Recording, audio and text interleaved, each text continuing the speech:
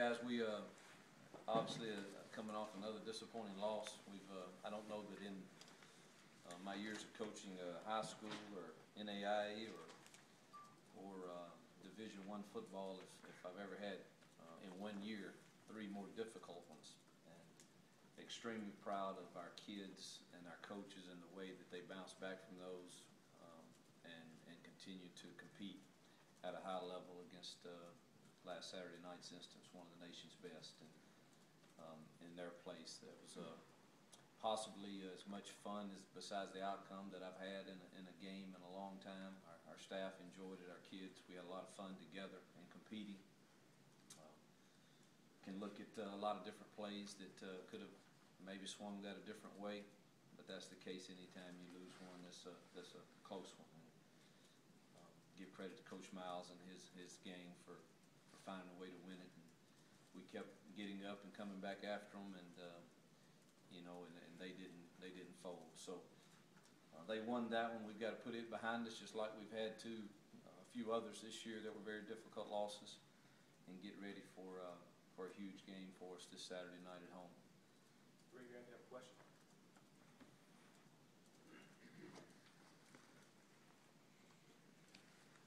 What's your status now with the injuries, Sawyer, Mosley, those guys? We're hopeful. We're hopeful that everybody that's not out with a season ending will be able to participate.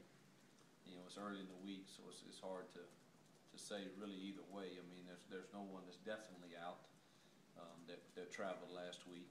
Hopefully get Wesley back, and that will give us some added depth in the secondary, and hopeful again on Charles and Jamal that they'll be able to go.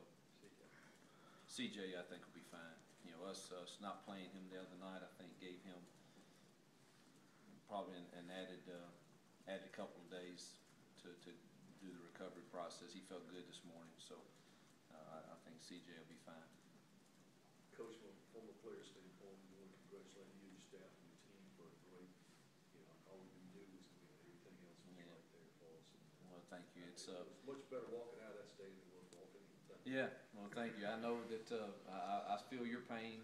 I know all the things you were going through, and understand from people like you. I said in my pregame, that had experienced this rivalry, what it meant to you, and I think our kids got that picture, and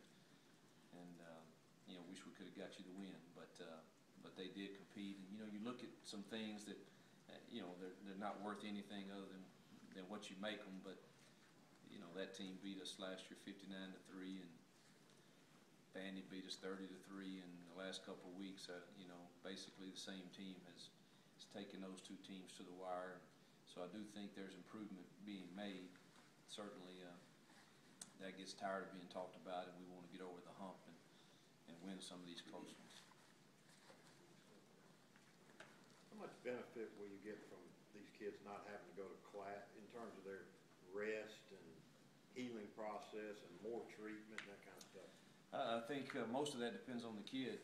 Hopefully he's wise with his time that he has. We're not going to grind them with a lot of extra practice or reps, but we'll continue to prepare the same way we prepare every week. But there is a lot of time that they can spend time in the treatment room, and then they'll have some time to rest if they use it properly. And hopefully we're maturing to where that they use it wisely.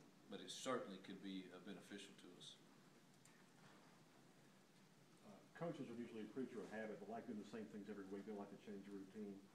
So in that sense, can you explain why you closed all your practices this week and then put a media ban up? Well, after talking with you guys, I see your side, you see my side, I'm sure, but there's so much little yeah that can get started with young kids that say something off the cuff, and that's not what we're about. And I just want to protect our kids from being put in a position where something could be said or written that would represent us in a different way headed into this big game, which, as we all know, means so much to so many people. But we'll come up with a list of guys that can speak on our behalf for you guys, and then we'll coaches will continue to be available to you after practice like normal. Can you talk about this rivalry? I mean, there's a nasty name calling side to it, and I don't think that appeals to you at all, because I know you have friends on both sides. Yeah. No, I won't. That's just. I actually have family members that are on the other side.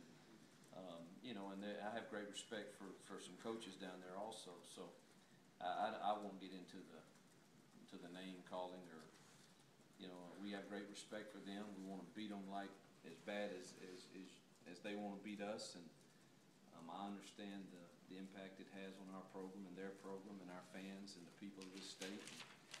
But we're going to go about it the right way in trying to beat them badly on Saturday.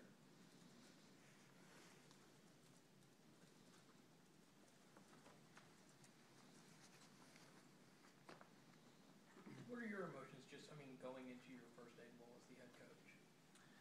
Oh, I'm very excited. I can't wait for Saturday. I try not to be anxious.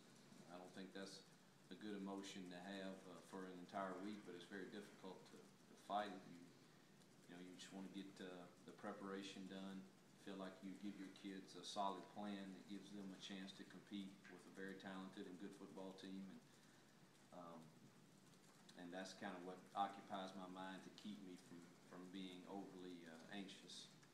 There's a lot riding on this game for us, not just obviously the Egg Bowl's enough, but I sure would like to send these seniors out going to play in a postseason game, and our fans getting to experience that. I think our kids have. It's hard to say it this way, but I think they're a team that deserves to do that in my eyes, and I know I'm biased as can be, but they've been through their share of hardship, and certainly with a break here or there this year, they easily could be in a pretty good bowl game, and so. My emotions are, I'll try to keep them in check, and I've got people in my life to help me with that remind me daily, about the journey we're on, and hopefully that'll help. But there's no hiding that I'm very excited about this